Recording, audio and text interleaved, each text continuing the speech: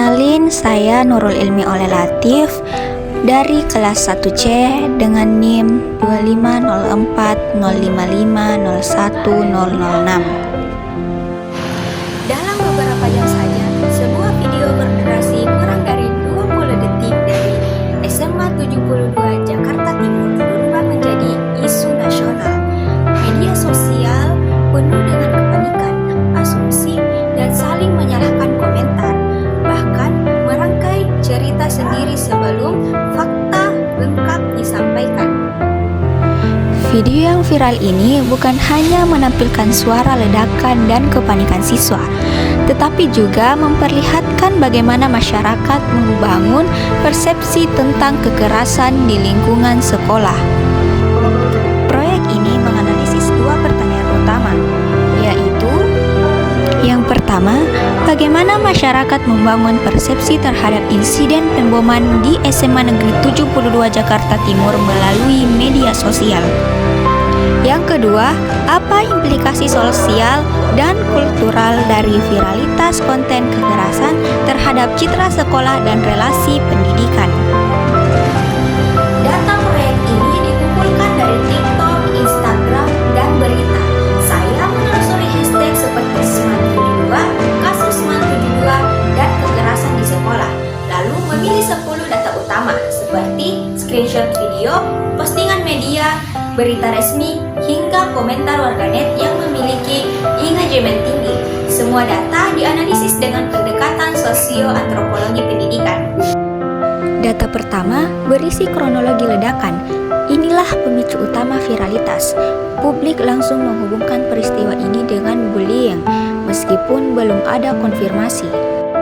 Data kedua, komentar seperti parah. Ini gara-gara bullying. Mendapat lebih dari 11.000 likes. Ini adalah bentuk konstruksi makna yang muncul spontan dari masyarakat.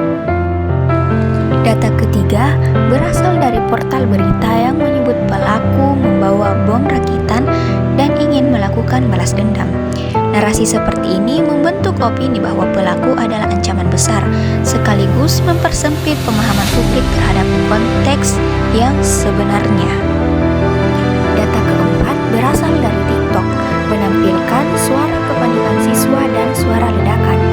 Visual ini meningkatkan rasa takut publik, sembari memperkuat persepsi bahwa peristiwa ini merupakan tindakan kriminal berbahaya. Data yang kelima, warganet mulai mengaitkan tindakan perilaku dengan kepribadian introvert atau tertutup. Ini adalah bentuk stereotip yang menyederhanakan masalah seolah-olah karakter pribadi menjadi penyebab utama, bukan faktor sosial atau psikologis. Surat yang ditemukan di lokasi berisi tulisan bernuansa putus asa. Banyak media menafsirkan surat ini sebagai pesan terakhir pelaku. Data ini memperlihatkan bahwa ada tekanan emosional yang mungkin dialami sebelum kejadian. Data ketujuh memperlihatkan reaksi emosional keluarga korban. Tangis orang tua korban yang direkam media membuat publik semakin sensitif dan simpati, sehingga narasi tragedi semakin kuat.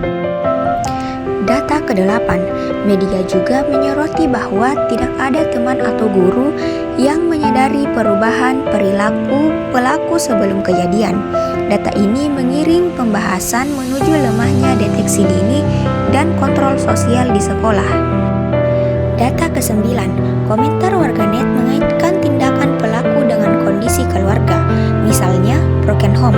Ini merupakan bentuk victim blaming yang sangat kuat di media sosial, sekaligus cerminan cara masyarakat meredukasi masalah menjadi faktor tunggal.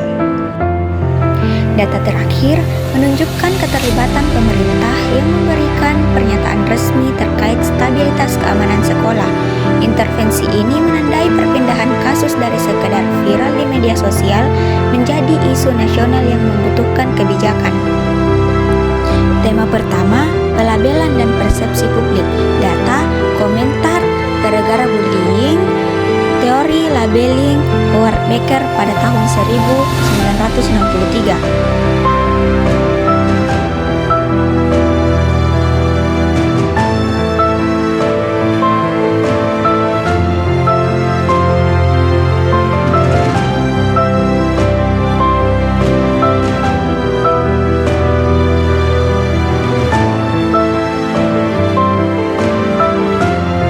Kedua, tema tekanan sosial dan kondisi keluarga. Data, komentar broken home dan penyebabnya, teori anomi Emil Durkheim 1893.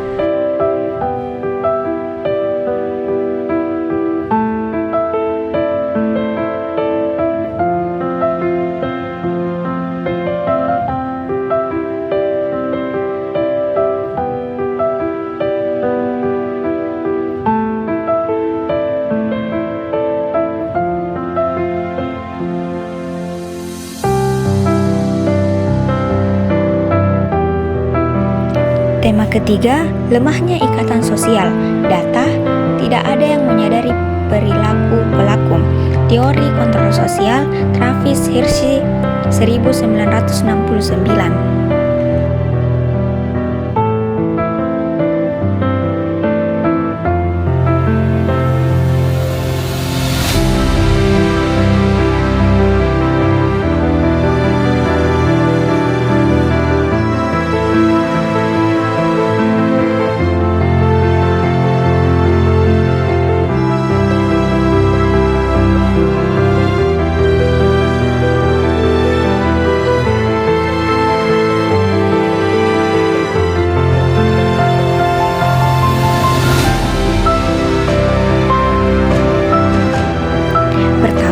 Persepsi publik sangat dipengaruhi oleh viralitas media sosial.